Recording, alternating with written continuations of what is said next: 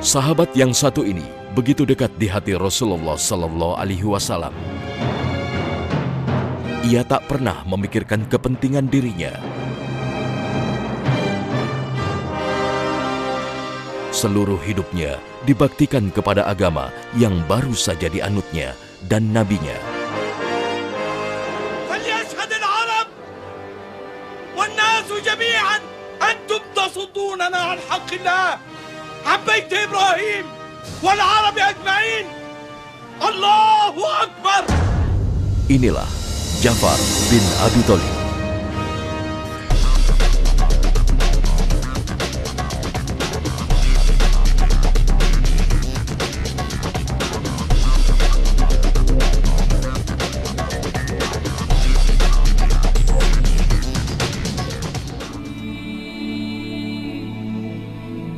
Lahir di Mekah pada tahun 566 Masehi dari keluarga besar mulia Bani Hashim. Ayahnya Abu Thalib, paman Rasulullah Sallallahu Alaihi Wasallam dan terbilang saudara kandung Ali bin Abi Thalib. Selain karena memiliki hubungan kekerabatan dengan Nabi, ia begitu agung lantaran memiliki budi dan fisik yang mirip dengan Nabi. Ayahnya Ja'far adalah Abu Thalib, ibunya adalah Fatimah binti Asad. Ini adalah dua orang tua yang bukan saja berjasa bagi Ja'far dan Ali, tapi juga berjasa bagi Rasulullah SAW. Karena setidaknya di usia Nabi SAW 12 tahun sampai Nabi menikah, itu dalam asuhan keluarga ini, sepasang suami istri ini. Sehingga ini keluarga yang sangat berjasa bagi Muhammad SAW. Hanya saja Nabi Muhammad memilih untuk mengambil Ali untuk diasuh, dan saat itu Ja'far adalah salah satu putranya Abu Thalib yang ada dalam asuhan Abu Thalib. Rasulullah SAW memang pernah menyampaikan khusus kepada Ja'far, ini salah satu kelebihan Ja'far. Kata Nabi, "Ashbahta khuluqi wa khalqi." Kamu adalah orang yang mirip dengan aku dari sisi akhlak dan dari sisi postur tubuh. Sehingga disebutkan di dalam sejarah ada 5 orang yang memang mirip dengan Rasulullah Sallallahu Alaihi Wasallam. Di antaranya adalah Ja'far bin Abi Thalib. Jadi secara fisik Ja'far mirip, tapi ternyata bukan hanya fisik. Sampai Nabi mengatakan kamu bahkan mirip secara akhlak dengan aku. Dan ini juga pujian untuk Ja'far bin Abi Thalib radhiyallahu anhu. Istrinya Asma binti Umais. Pasangan muda Bani Hashim ini bergabung dalam barisan kaum muslimin sejak dari awal. Sejarah mencatat Ja'far memeluk Islam di urutan ke-32 sebelum Nabi memasuki rumah Darul Arqam dalam mengajarkan Islam kepada kaum muslimin.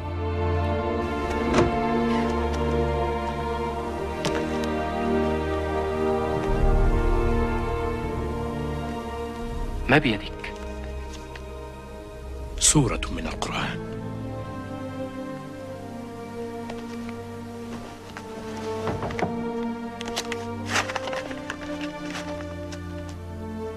بسم الله الرحمن الرحيم. إذا الشمس كورت علمت نفس ما أحضرت. صدق الله العظيم. جعفر، هل كنت هناك عندما أنزل الله عليه هذه الكلمات؟ كان يرتعد تحت دثاره، وكانت أسنانه تصطك، وكان يحاول أن يوقف رعشته، ثم يبدأ يفيق ويتكلم. Disebutkan dalam riwayat bahwa Ja'far saat itu sedang melewati satu tempat, dan muslimin saat itu sudah dapat perintah sholat 2 rakaat di pagi hari dan 2 rakaat di sore hari sebelum sholat perintah 5 waktu turun di Isra dan Mi'raj. Rasulullah SAW saat itu sholat bersama Ali bin Abi Thalib, dan biasanya kalau mereka sholat berdua mereka bersembunyi di lembah biasanya. Saat itu Ja'far lewat kemudian melihat, dan Ja'far belum masuk Islam. Maka di saat itulah kemudian nanti Ja'far tertarik dengan Islam, dan kemudian dia menyatakan diri masuk Islam. Sejarah menyebutkan bahwa Ja'far masuk Islam sebelum Nabi masuk ke rumah Arqam bin Abil Arqam.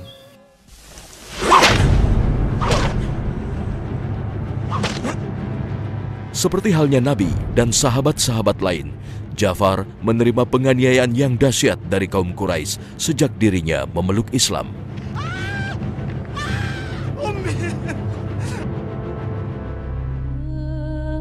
Namun Ja'far tetap bersabar menerima segala cobaan yang menimpa. Ja'far bahkan begitu bersemangat membantu dakwah Rasulullah Sallallahu Alaihi Wasallam.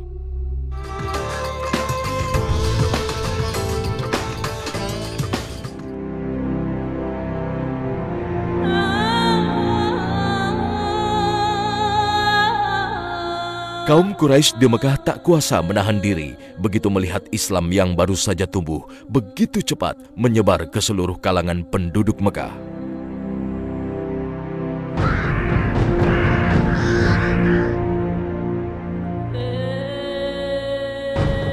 Penganiayaan besar-besaran terjadi untuk menghentikan laju penyebaran Islam.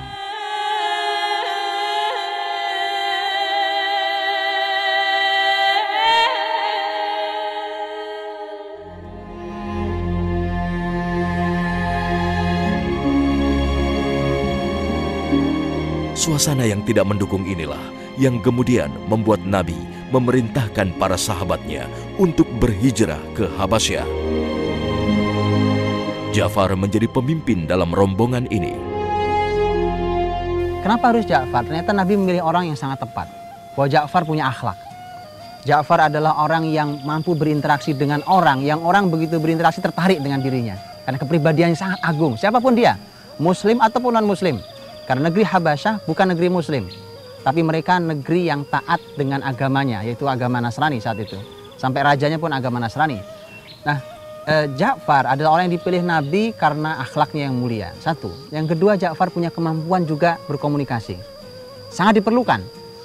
Pasti di tengah suasana wilayah yang bukan sederhana menghadapinya seperti itu, maka diperlukan orang seperti Ja'far radhiyallahu anhu. فرسان احترسوا.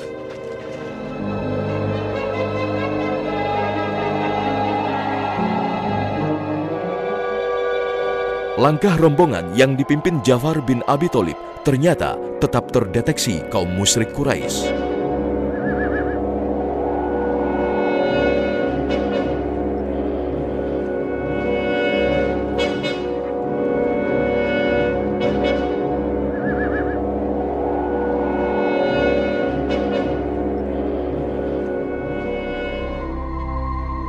Mereka pun kebingungan dan segera mengirim utusan seorang ahli diplomasi, yaitu Amr bin As, untuk mengembalikan rombongan muslimin kembali ke Mekah.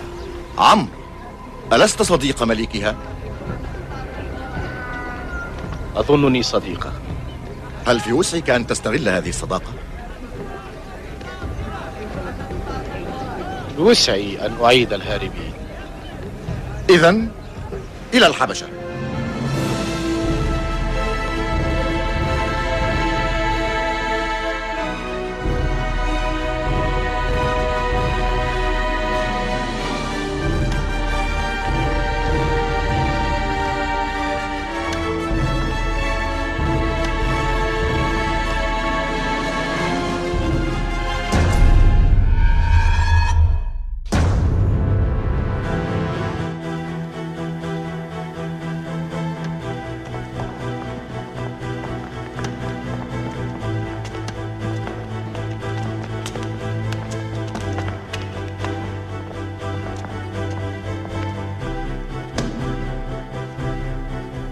Amr bin As pun menghasut Raja Najasyi agar menolak keberadaan muslimin di negerinya.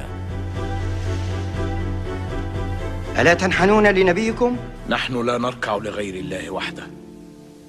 محمد علمنا أنه عبد الله ورسوله. رسول الله؟ أين هي معجزاته يا جعفر؟ هل يرقى إلى السماء؟ هل مشى فوق الماء؟ هل شفى المرضى أو وهب العميان البصر؟ هل أحيا الموتى؟ أين هي معجزاته يا جعفر؟ هذا صحيح.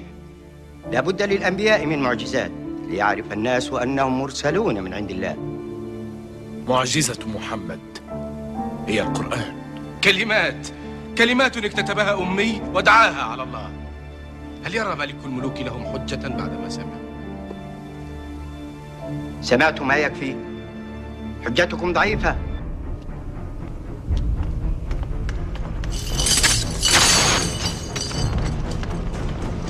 جئناك لاجئين من هول ما عنيناه من الظلم والعذاب. قال لنا محمد: اذهبوا إلى الحبشة فإن بها ملكا لا يظلم عنده أحد. ما يسمونه الظلم هو العقاب العادل لهؤلاء. لماذا أرسلكم إلي محمد؟ لأنك من أهل الكتاب، إيمانك بالله يلهمك حمايتنا. أرأيت أيها الملك؟ حديثهم كسراب يحسبه الظمآن ماء. لقد ألزموني الحجة، لا مناص من الإصغاء إليهم يا صديقي.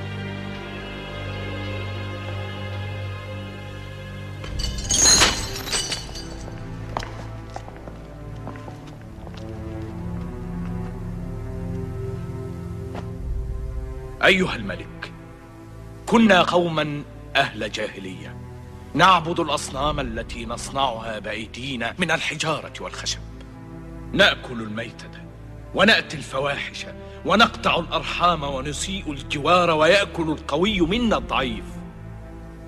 فكنا على ذلك حتى بعث الله إلينا رسولا منا نعرف حسبه وصدقه وأمانته وعفته، فدعانا إلى الله لنوحده ونعبده ونخلع ما كنا نعبد نحن وآباؤنا من الحجارة والأخشاب. أنتم تفترون على آلهتنا بالكذب. نحن لا نعبد في آلهتنا الخشب ولا الحجارة، نحن نعبد الروح التي تسكنها ونتقرب بها إلى الله زلفى. ليس كل العابدين يفهمون ما تفهم يا عمرو. بماذا يأمركم دينكم؟ يأمرنا أن نعبد الله ولا نشرك به شيئا، وبالصلاة، وأمرنا بصدق الحديث وأداء الأمانة وصلة الرحم وحسن الجوار والكف عن المحارم والدماء، ونهانا عن الفواحش وقول الزور وأكل مال اليتيم وقذف المحصنات. المحصنات؟ وماذا في دينكم عن النساء؟ ديننا يساوي بين الرجال والنساء، لهن ما لنا وعليهن ما علينا. ماذا لهن؟ ونحن نشتريهن ونطعمهن ونكسوهن ليخدمننا أو نبيعهن إذا أبينا الطاعة. أتمتهن المرأة التي حملتك في بطنها خلقا من بعد خلق وأرضعتك طفلا وسهرت عليك حتى بلغت أشدك يا عمرو؟ لماذا قرست آلهتك العديدة يا عمرو؟ هل أفحمها ربهم الواحد؟ ربنا رب الناس جميعا، رب إبراهيم وموسى وزكريا ويحيى والمسيح، أوحى إليهم من قبل كما أوحى إلى محمد، لا نفرق بين أحد من رسله. من علمكم كل هذه الأسماء؟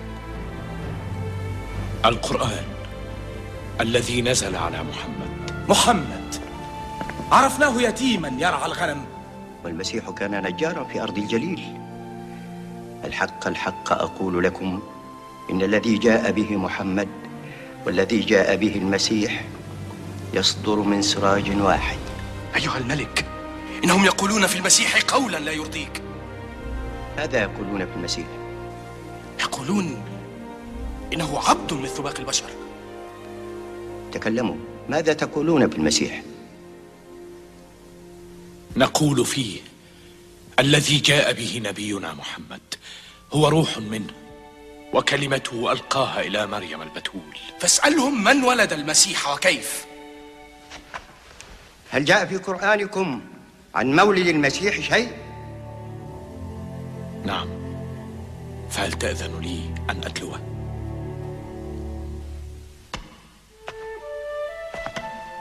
اقترب، هات ما عندك.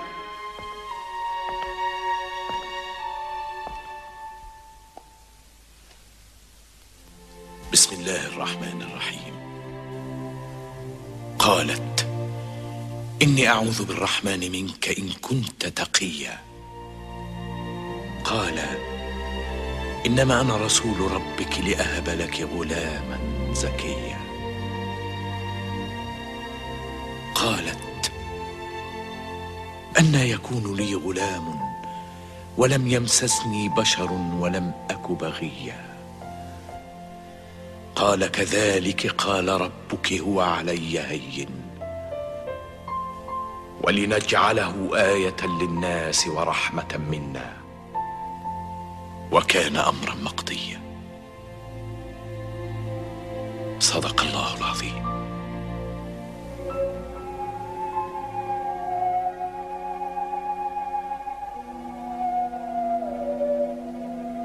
Namun hasilnya justru sebaliknya.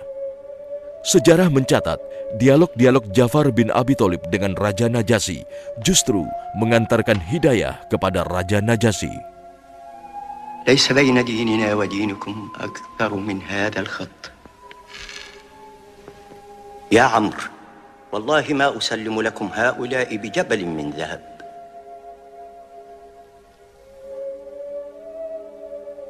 انطلق يا جعفر ومن معك وعيشوا في أرضي بسلام حتى يأذن الرب لكم بالعودة. Hasil yang paling hebat dari Ja'far adalah Ja'far mampu mengislamkan sang raja. Ini ada karya yang luar biasa. Najasyi masuk Islam, tetapi karena keadaan politis Najasyi harus menyembunyikan keislamannya. Bukti bahwa Najasyi Islam adalah kalimat Rasulullah SAW saat nanti Najasyi meninggal.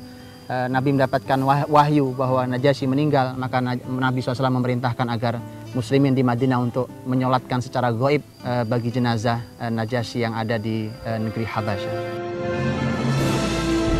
Ja'far dan muslimin pun tinggal di negeri Habasyah dengan aman di bawah perlindungan Raja Najasyi hingga sekitar 10 tahun lamanya. Pada tahun 7 Hijriah, Ja'far dan istrinya meninggalkan Habasyah dan langsung ke Madinah.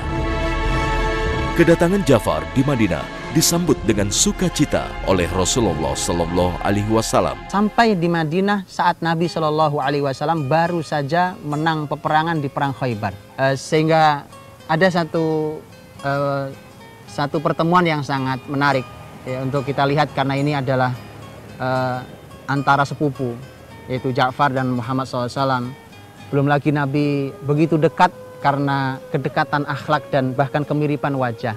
Ini ada hubungan sangat emosional, selain hubungan akhlak, agama, juga hubungan persaudaraan. Datang Ja'far, sejarah menyebutkan dipeluklah Ja'far, dicium keningnya oleh Nabi SAW. Nabi mengeluarkan kalimat beruntun.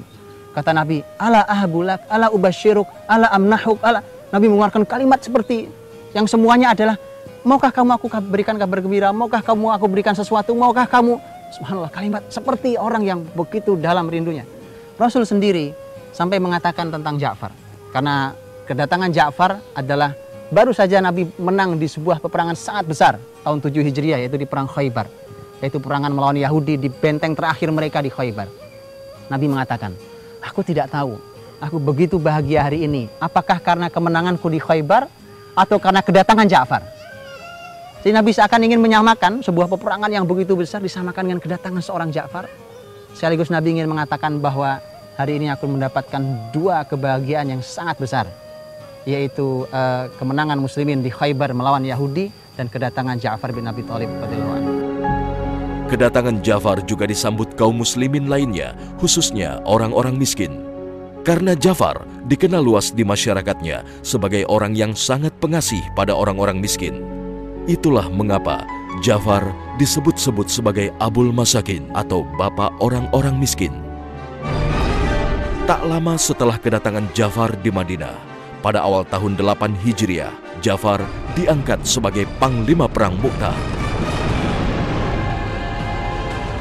Perang besar melawan kaum Romawi yang berjumlah sekitar 200.000 melawan muslimin yang hanya 3.000 orang membuat Ja'far kehilangan 2 tangan dan kakinya, sekaligus mengantarkannya gugur di medan perang sebagai syahid. Rasul di Madinah mendapatkan berita, muslimin belum banyak yang tahu. Istri Ja'far pun belum tahu kalau Ja'far syahid. Rasul datang ke rumah Ja'far, pemandangan yang sangat haru. Kemudian kata Rasul pada istrinya Ja'far, Aina banu Ja'far, mana anak-anak Ja'far, kumpulkan sini. Dikumpulkan, dipeluk oleh Nabi SAW. Kemudian Nabi SAW memeluk seluruh anak-anak Ja'far, diciumi satu-satu oleh Nabi SAW. Nabi menangis sampai basah jenggot Nabi SAW. Kemudian Nabi berkata kepada istri Ja'far, karena istri Ja'far bertanya, apakah engkau mendapatkan berita tentang Ja'far yang tidak baik? Kata Nabi, ya, Ja'far syahid di medan pertempuran, di Mu'tah. Kemudian Nabi SAW mendoakan banyak tentang keluarga Ja'far. Dan Rasulullah SAW kemudian nanti suatu hari pun menghibur istrinya dengan mengatakan pada istrinya bahwa Nabi mengatakan, jawablah salam karena Ja'far menyampaikan salam dari surga untukmu. Ini juga bukti bahwa Ja'far adalah ahli surga. Ja'far oleh Allah Subhanahu wa taala berkata kepadaku di surga sana bahwa Ja'far telah digantikan Allah dengan 2 sayap karena putus kedua tangannya. Dia terbang dengan 2 sayapnya di surga. Sejak itulah maka Ja'far mendapatkan sebutan Ja'far At-Tayyar atau Ja'far Dzul Janahain, Ja'far yang terbang di surga atau Ja'far yang memiliki 2 sayap. Setiap Abdullah bin Umar radhiyallahu anhuma berjumpa dengan putranya Ja'far, dia selalu memanggilnya ya bna Dzil Janahain, wahai putra dari orang yang memiliki 2 sayap. Satu hal yang sangat mulia, dan ini betapa Nabi SAW begitu dekat dengan keluarga Ja'far radhiyallahu anhu. Ja'far dimakamkan di Mu'tah, Yordania, di kawasan yang hingga kini tetap lestari sebagai situs penting. Usia Ja'far memang cukup singkat dalam mengenyam agama yang dicintainya. Namun jejaknya memberikan jalan terang bagi Islam dan Muslimin di kemudian hari. Yang mendidik Ja'far sampai menjadi seperti itu adalah orang yang sama yang mendidik Muhammad SAW bertahun-tahun lamanya. Sehingga satu pelajaran sangat mahal buat keluarga muslim bahwa Abu Thalib tidak beriman memang, tapi ibunya, yaitu istrinya Abu Thalib, yaitu ibunya Ja'far adalah seorang wanita yang beriman. Untuk itulah ini sebenarnya satu hal yang mahal. Sering kita dengar bahwa ibu di dalam rumah adalah merupakan kunci akan kebaikan dan keberhasilan anak-anaknya.